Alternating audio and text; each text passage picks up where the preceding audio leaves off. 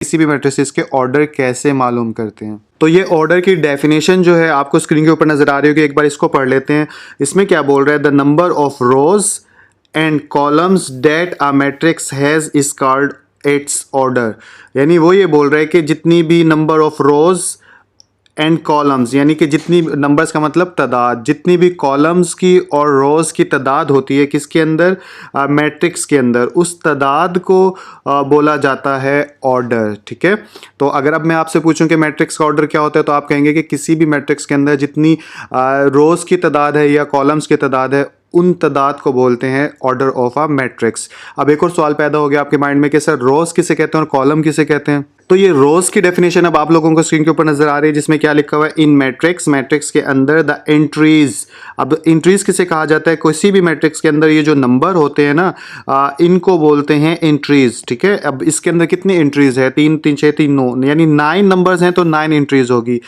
दोबारा से बता देता हूँ, किसी भी मैट्रिक्स के अंदर जितने नंबर्स होते हैं उन नंबर्स को मैथ के अंदर इंट्रीज, या इस चैप्टर के अंदर इंट्रीज के वर्ड से बोला गया। ठीक है, तो अब ये क्या बोल रहा है, in matrix the entries presented in horizontal way. वो ये बोल रहा है किसी भी मैट्रिक्स के अंदर जो हॉरिजेंटल किसे बोलते हैं, कोई भी ऐसी लाइन होती है ना उसको बोलते हैं हॉरिजेंटल। तो कोई भी मैट्रिक्स के अंदर जो इस तरह की लाइनें हैं, जैसे कि बॉक्सेस बने भी हुए हैं आप लोगों के लिए, लेकिन मैं इनको कलर कर देता हूँ, इस तरह की लाइंस होती हैं उनको बोलते हैं रोज ऑफ अ मैट्रिक्स।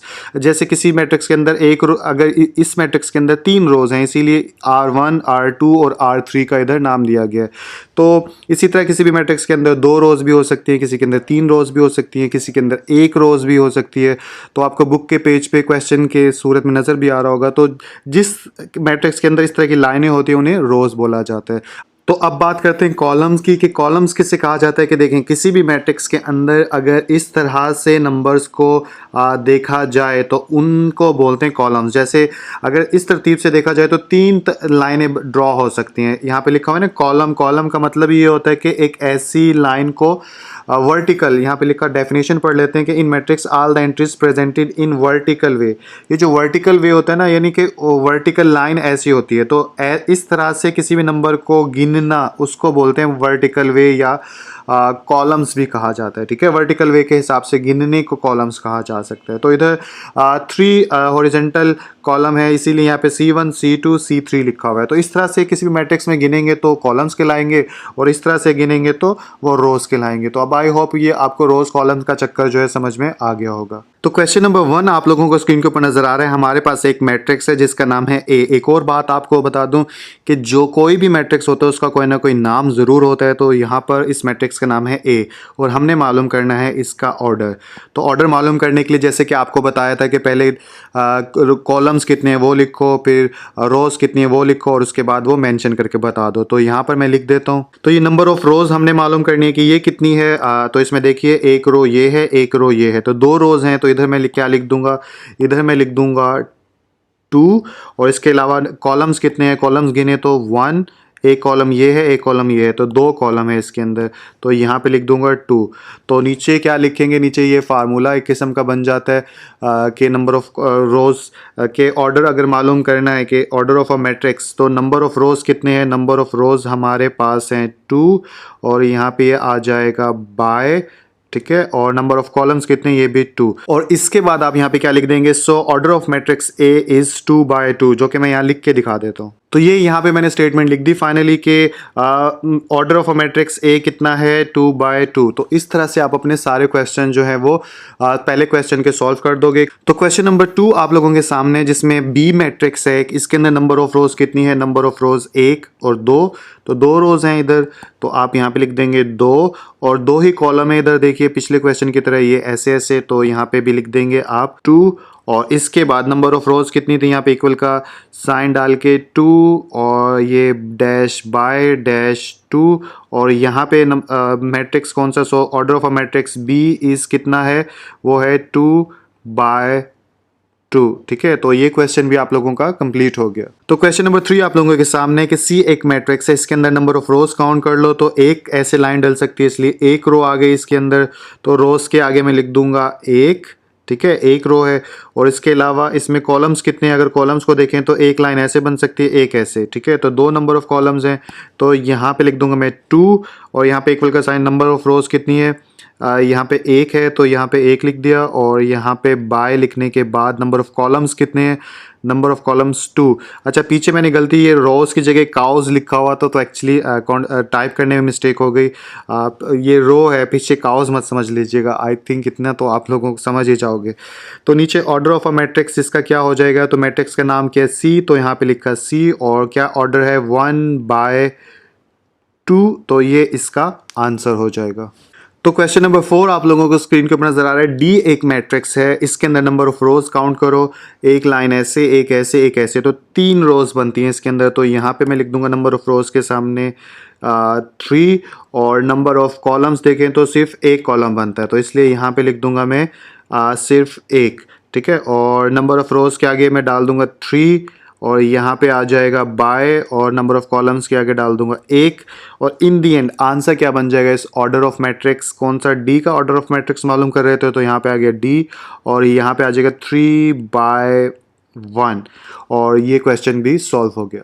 तो 5वें नंबर पे जो मैट्रिक्स है उसका नाम है ई, और इसके अंदर कितनी रोज और कॉलम है, अगर देखें तो 1 2 3 रोज हैं इधर, और देखा जाए तो 1 और 2 कॉलम है। तो इस तरह में रोज और कॉलम पता चल गए, तो यहाँ पे मैं लिख लूँगा 3 रोज, यहाँ पे 2 कॉलम्स, और इक्वल का साइन डाल के यहाँ पे तादाद दोबारा से लिख देता हूँ। 3 रोज थी, और यहाँ पे बाय डैश, और 2 कॉलम्स थे, और यहाँ पे मैट्रिक्स का नाम जो क्या था, ई, और यहाँ पे आ जाएगा 3/2, ये इसका ऑर्डर आ गया, ठीक है। तो आई होप ये चीज़ भी समझ में आ गई होगी।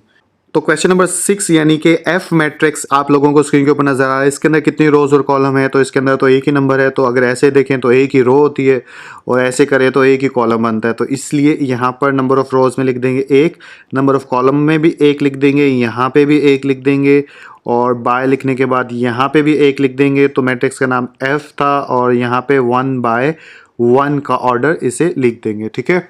ये क्वेश्चन भी सॉल्व हो गया। तो जी मैट्रिक्स आप लोगों को स्क्रीन के ऊपर नजर आ रहा है, इसके अंदर कितनी रोज और कॉलम है, इसके अंदर देखें रोज, तो एक रोज ये है, एक ये है, एक ये है, तो इसके अंदर बेसिकली 3 रोज है, और कॉलम अगर देखें तो वो कितने हैं, तो 1 2 3, तो 3 कॉलम है इसके अंदर, तो 3 रोज और 3 कॉलम। तो यहाँ पे जल्दी से लिख दूंगा 3, इधर भी लिख दूंगा 3, इधर भी लिख दूंगा 3, और यहाँ पे लिख दूंगा बाय, और इधर भी लिख दूंगा 3, इसका नाम था जी, और इधर भी लिख दूंगा 3/3, ठीक है। तो ये मैट्रिक्स के रोज और कॉलम आपने ऑर्डर मालूम कर लिया, ठीक है। अगले की तरफ चलते हैं। तो मैट्रिक्स एच आप लोगों को नजर आ रहा है, इसके अंदर कितनी रोज और कितने कॉलम हैं, देखें तो ये एक रो, ये एक रो, ये, तो 2 रोज हैं इसके अंदर, और कॉलम कितने, 1 2 3, तो 3 कॉलम है, तो मैं लिख दूंगा 2 रोज यहाँ पर, और 3 कॉलम, और यहाँ पे इक्वल का साइन डाल के मैं लिखूंगा 2/3, ठीक है। और इसके बाद यहाँ पे मैट्रिक्स का नाम है H, और यहाँ पे आ जाएगा 2/3, और ये इसका आंसर होगा। तो क्वेश्चन नंबर 1 से आप लोगों ने ये सीख लिया कि किसी भी मैट्रिक्स का ऑर्डर जो है वो कैसे मालूम करते हैं और उसे कैसे लिखते हैं। एंड में आखिरी बार बता रहा हूँ कि किसी भी ऑर्डर को ऐसे लिखा जाता है, ठीक है। अगले क्वेश्चन की तरफ चलते हैं। तो क्वेश्चन नंबर 2 आप लोगों को स्क्रीन के ऊपर नजर आ रहा है, जिसमें क्या लिखा हुआ है, which of the following matrices are equal, के जितने भी क्वेश्चन नंबर 2 के अंदर मैट्रिसेस दिए गए हैं वो सब के सब कौन कौन से आपस में एक दूसरे के बराबर हैं। तो अब सवाल ये पैदा होता है कि सर कोई से 2 मैट्रिक्स आपस में कब बराबर होते हैं। तो इसके लिए थोड़ा सा पढ़ लेते हैं, देख लेते हैं कि कब 2 मैट्रिक्स आपस में बराबर होते हैं। तो यहाँ पे लिखा हुआ है कि let A and B 2 matrices, मिसाल के तौर पे ए और बी जो है वो 2 मैट्रिसेस हैं। जैसे ये ए एक मैट्रिक्स है और ये बी दूसरा मैट्रिक्स है। तो ये then A is set to be equal to B, तो उस कब ए बी के बराबर होगा, इसकी 2 शर्तें हैं, ठीक है। यानी यहाँ लिखा हुआ है ना, if and only if, 2 conditions हैं, 2 शराइत हैं, अगर वो पूरी होती हैं दोनों मैट्रिक्स के अंदर तो ये दोनों मैट्रिक्स जो हैं एक दूसरे के बराबर कंसीडर कर लिए जाएंगे। अब वो कौन कौन सी हैं। पहली शर्त ये है कि the order of A is equal to the order of B, जो ऑर्डर ए का है, ए मैट्रिक्स का है, वही बी मैट्रिक्स का होना चाहिए। तो ऑर्डर अब देखें तो इसमें भी 2 रोज हैं और इसमें भी 2 रोज हैं, इसमें भी 2 कॉलम हैं और इसमें भी 2 कॉलम हैं। तो ऑर्डर तो हमारा हो गया सेम, ठीक है। तो पहली शर्त जो है वो पूरी हो गई। दूसरी शर्त में क्या कहते हैं, their corresponding entries are equal. Corresponding किसे कहा जाता है, जैसे कॉरस्पॉन्डिंग बोलते हैं कि अगर एक मैट्रिक्स में कोई किसी जगह पर ए, जैसे फॉर एग्जांपल इस जगह पे 1 है, तो दूसरा मैट्रिक्स जिसको जो इसके बराबर होगा उसमें भी इस जगह पर 1 होना चाहिए। इसी तरह जैसे यहाँ पर 2 है तो दूसरे मैट्रिक्स में भी ठीक इसी जगह 2 होना चाहिए। तो इसको बोलते हैं कॉरस्पॉन्डिंग, कि एक मैट्रिक्स में जो चीज़ जिस जगह है दूसरे मैट्रिक्स में भी वो उसी जगह होना चाहिए। तो अगर आप देखें तो ए 3 और -4, इधर भी 3 और -4, तो इट्स मीन के दूसरी शर्त भी जो है हमारी पूरी हो गई, जो दोनों मैट्रिक्स की सेम एंट्रीज हैं कॉरस्पॉन्डिंग लेवल पे। तो इसलिए हम कंक्लूजन के तौर पे यहाँ पे क्या लिख सकते हैं कि मैट्रिक्स ए जो है वो इक्वल है मैट्रिक्स बी के। तो इन दो शर्तों को हम क्वेश्चन नंबर 2 के अंदर हर आपस में देखेंगे। आपस में देखने के बाद जो दो आपस में बराबर होंगे उनको हम इक्वल करार दे देंगे, जो बराबर नहीं होंगे उनको नॉट इक्वल करार दे देंगे, ठीक है। तो क्वेश्चंस करूँगा आपको और अच्छे से समझ में आ जाएगा। तो ये हमारे सामने क्वेश्चन नंबर 2 आ गया पूरा। आप देखते हैं इसमें कौन कौन सा किसके बराबर है, ठीक है। तो सबसे पहले ए हमारे पास है, ए में क्या है 3। तो देखिए किस में 3 आता है, तो देखिए आप सी के अंदर जो है वो 3 आता है। कैसे, यहाँ पे लिखा है सी इज इक्वल टू 5 - 2। तो 5 में से 2 गए तो कितना आ जाएगा, हमारे पास आ जाएगा 3। तो इट्स मीन ए किसके बराबर हुआ, ए बराबर हुआ सी के। प्रूफ कर दिया मैंने। तो अब मैं यहाँ पे क्या लिख सकता हूँ, मैं यहाँ पे लिख सकता हूँ ए बराबर है सी के। और इसमें कौन सा बराबर है, और देखें तो ये बी जो है ये बराबर है आई के। आई के कैसे बराबर है, आई को देखें तो इसमें अगर इसको सॉल्व करो तो 3 और 2 कितना है 5। तो यहाँ पे 5 आ गया। अब देखें ये और ये जो है आपस में बराबर है, तो इट्स मीन के मैं यहाँ पे लिख सकता हूँ बी बराबर है आई के। तो यहाँ पे लिख देता हूँ बी इज इक्वल टू आई। इसी तरह आगे चलूँ तो सी तो हमने कैलकुलेट कर लिया था। फर्दर आगे डी चलें तो अब डी किसके बराबर है, डी जो है पूरे में किसी के बराबर भी नहीं है। अगर आप देखेंगे तो किसी के बराबर नहीं है, सिर्फ 2 इधर है तो 2 इधर है, लेकिन एक्चुअली में इन दोनों में आपस में फ़र्क है। तो डी को वैसे ही छोड़ देते हैं। ई किसके बराबर है, अगर ई को देखें तो ई बराबर है एच के और जे के। कैसे, इधर 4 है, इधर भी 4 है, इधर 6 है, इधर भी 6 है, इधर 0 2 है, इधर भी 0 2 है, और इधर देखें 2 और 2 कितना होता है 4। इसी तरह 2 में से 2 गया 0, और इधर आ जाएगा 2, और 4 और 2 कितना हो गया 6। तो बेसिकली आप सॉल्व करके भी देख लीजिएगा, आपको पता चल जाएगा, क्योंकि इसमें कोई ज़्यादा मुश्किल बात नहीं है। तो मैं यहाँ पे लिख सकता हूँ E is equal to J and H, यानी ये तीनों मैट्रिक्स जो हैं आपस में एक दूसरे के बराबर है। आगे चलें तो अब इस जी को देखें, ये जी किसके बराबर है। अगर जी को देखें तो ये बराबर जाता है इधर से निकल के ये एफ के पास, बिकॉज 3 में से 2 गए, 3 में से 1 गया तो 2 आ गया, और 3 और 3 कितना होता है 6। तो फाइनली मैं यहाँ पे कंक्लूड कर सकता हूँ कि जी मैट्रिक्स जो है वो एफ के बराबर है। तो इस तरह आपने सीख लिया कि मैट्रिक्स कब आपस में एक दूसरे के बराबर होते हैं और इनमें आपस में एक दूसरे के कौन से इक्वल हैं। तो इस तरह क्वेश्चन नंबर 2 भी हमारा ख़त्म हो गया। अब क्वेश्चन नंबर 3 की तरफ चलते हैं। तो क्वेश्चन नंबर 3 आप लोगों के सामने, इसमें क्या करना है, इसमें find the value of A B C D. हमें ए बी सी डी की वैल्यू मालूम करनी है जो कि इस पूरी इक्वेशन को सेटिस्फाई कर दे, कि अगर हम इस इक्वेशन के अंदर ए बी सी डी की जगह उनके नंबर्स पुट करें तो आंसर जो है वो अब बराबर आना चाहिए, ठीक है। तो अभी अननोन वैल्यूज़ हैं इसके अंदर ए बी सी डी, तो वही हमने मालूम करनी है। अब मालूम करने के लिए क्या करेंगे, मालूम करने के लिए हम सबसे पहले लिखेंगे a प्लस सी, और यहाँ पे आ जाएगा 0। अब आप सोचोगे सर ये कैसे आया, एक्चुअली पहले मैं लिख लूँ फिर आपको बताता हूँ कि ये सब क्यों आया, ठीक है। और यहाँ पर आ जाएगा a प्लस 2b, और यहाँ पे आ जाएगा -7, और इधर आ जाएगा c -1 इज इक्वल टू 3, और उधर आ जाएगा 4d - 6 is equal to 2d। इसको मैं नाम दे देता हूँ इक्वेशन 1 का, इसको दे देता हूँ इक्वेशन 2 का, इसको इक्वेशन 3 का, और इसको दे देता हूँ इक्वेशन 4 का, ठीक है। तो अब मैं आपको बताता हूँ। तो देखिए अभी हमने पिछले क्वेश्चन में देखा है कि जो भी मैट्रिक्स आपस में एक दूसरे के बराबर होते हैं उन सब की जो इंट्रीज़ होती हैं वो भी एक दूसरे के बराबर होती है। अगर इंट्रीज़ बराबर नहीं है तो इट्स मीन कि वो इक्वल नहीं हो सकता। अब इस क्वेश्चन में हमें पहले ही पता चल गया कि ये दोनों जो मैट्रिक्स हैं एक दूसरे के बराबर है, बस हमें ये नहीं पता कि इसके अंदर ए बी सी डी की वैल्यू क्या है, जो कि हम मालूम कर लेंगे। तो लेकिन ये हमें पता है कि बराबर हैं, इसलिए हम ये किसके बराबर हो गए, कॉरस्पॉन्डिंग इसके। ये इसकी कॉरस्पॉन्डिंग कौन सी है, ये वाली, इसकी कॉरस्पॉन्डिंग कौन सी, ये वाली, इसकी कॉरस्पॉन्डिंग कौन सी, ये। तो बिकॉज हमने पिछले क्वेश्चन में अभी सीखा है कि कॉरस्पॉन्डिंग एंट्रीज बराबर होती हैं इक्वल मैट्रिक्स के अंदर, तो इस लिहाज से हमने ये सारी इक्वेशनें जो हैं 4 बना ली। अब इन चारों को हम 1 बाय 1 सॉल्व करके इनके अंदर से जो अननोन वैल्यूज़ हैं वो हम मालूम कर लेंगे। तो सॉल्व करने लगेंगे तो सबसे पहले हम थर्ड इक्वेशन को सॉल्व करना शुरू करेंगे, और जिसके लिए हम इक्वेशन के स्टेटमेंट भी पहले डाल देते हैं कि फ्रॉम इक्वेशन नंबर 3। लेकिन सवाल यहाँ पे ये पैदा होता है कि सर थर्ड इक्वेशन से ही क्यों शुरू करेंगे, बिकॉज अभी आपको मैं बताता हूँ सॉल्व करने के बाद। ये मैंने यहाँ पे थर्ड इक्वेशन लिख ली, c minus 1 is equal to 3। अब c की वैल्यू मालूम करनी हो तो ये -1 उधर जाके क्या हो जाएगा +1। कोई भी चीज़ इधर माइनस की होती है उधर जाके क्या हो जाती है प्लस की, ठीक है, इक्वल के।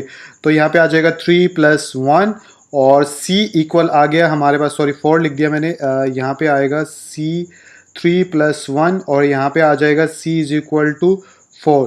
तो इस तरह मेरे पास c की वैल्यू आ गई। अब आपका सवाल कि सर सबसे पहले थर्ड इक्वेशन को क्यों सॉल्व किया, बिकॉज देखिए आप इनमें से अगर इसको सॉल्व करें कोई वैल्यू नहीं निकलेगी, इसको सॉल्व करें इससे भी कोई नहीं निकलेगी, इसको करेंगे तो c की वैल्यू निकल आएगी। अब c की वैल्यू निकलने से हम क्या करेंगे, c की वैल्यू पुट कर सकते हैं किसी और के अंदर, ठीक है, और फिर उसकी वैल्यू निकल आएगी। तो इस तरह से चेन बनाने के लिए हमने क्रैक किया सवाल, और सबसे पहले c को टारगेट करा या c को ढूंढा और c की वैल्यू मालूम कर ली। अब मैं c की वैल्यू किस में पुट करूँ, अगर c की वैल्यू मैं इसमें पुट करूँगा इक्वेशन नंबर 1 में, तो मेरे पास a की वैल्यू आ जाएगी। इसलिए अब मैं यहाँ पे लिख दूंगा फ्रॉम इक्वेशन नंबर 1, और इक्वेशन नंबर 1 हमारे पास क्या है कि a + c, यहाँ पे लिख दूंगा अब मैं a + c, और इसके अंदर जो है a + c is equal to 0 था ना, ऊपर से अगर मैं दिखाऊँ, ये देख लें आप, ऊपर देख लें, a + c is equal to 0 था, ये यहाँ पे ये लिख दी। अब इसके अंदर c की वैल्यू पुट कर देंगे। मैं यहाँ पे लिख भी देता हूँ पुट, ताकि पता चले। अब c की वैल्यू क्या है, a + c की वैल्यू थी 4, तो यहाँ पे लिखा 4 इज इक्वल टू 0। अब +4 है उधर जाके क्या हो जाएगा -4। तो इस तरह फाइनली हमारे पास a की वैल्यू भी जो है वो भी आ गई। अब हम ऊपर देखेंगे a की वैल्यू किस में पुट करेंगे, हमारी एक और वैल्यू निकला है। तो अगर a की वैल्यू मैं 2 के अंदर पुट करूँगा तो मेरे पास b की वैल्यू आ जाएगी। तो 2 के अंदर a की वैल्यू पुट कर देते हैं, जिसके लिए दोबारा स्टेटमेंट लिखूंगा। तो ये मैंने यहाँ पे स्टेटमेंट लिख दी फ्रॉम इक्वेशन 2, क्योंकि अब 2 को सॉल्व करने लगे हैं। सेकंड इक्वेशन हमारे पास है a + 2b is equal to -7, तो यहाँ पे लिख लूँगा a + 2b is equal to -7। दोबारा से चेक कर लेते हैं, a + 2b is equal to -7, ठीक है, यही है।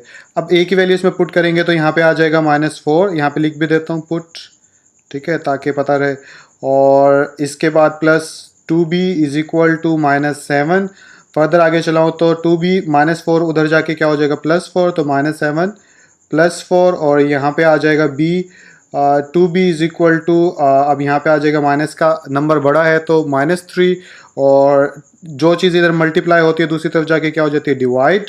तो इधर -3 डिवाइड बाय क्या आ जाएगा 2, और फर्दर इसको कैलकुलेटर पे आप डिवाइड करेंगे तो b बराबर आ जाएगा -1.5। तो इस तरह से हमारे पास b की वैल्यू जो है वो भी आ गई है।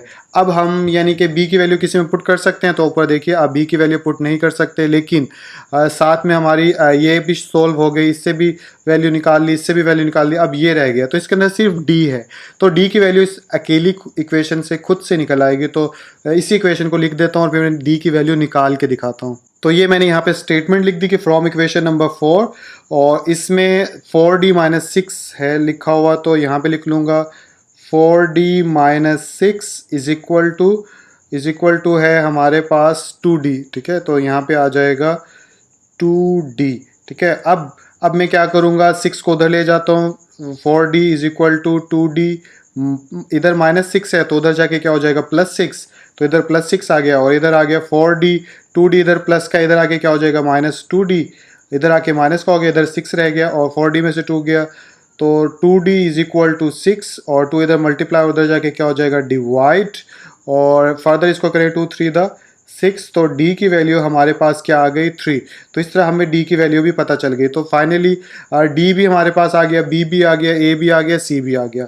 तो अब हम इसको आंसर के तौर पे लिख देंगे। तो हम यहाँ पे लिखेंगे अब 100, ठीक है, a बराबर किसके है, a बराबर है -4, तो यहाँ पे आ जाएगा -4। b किसके बराबर है, b बराबर है -1.5 -1.5। सी किसके बराबर है? सी बराबर है 4 के, तो यहाँ पे आ जाएगा c इज इक्वल टू 4 और d बराबर है 3 के, ऊपर नज़र आ रहा है तो ये 3 के। तो ये वो सारी वैल्यूज़ हैं जिनको अगर हम इस क्वेश्चन के अंदर पुट करेंगे, पूरी एक्सप्रेशन जो है वो एक दूसरे के बराबर आ जाएंगे। ठीक है, तो आई होप ABCD की वैल्यू भी मालूम करना आपने सीख ली। आसान सी एक्सरसाइज थी, लेकिन मैंने ज़्यादा मेहनत से डिटेल के साथ इसलिए करवाई है बिकॉज अगर किसी भी एक्सरसाइज के अगर बेस नहीं आती, आपको बुनियादी उसूल नहीं आते, तो मैं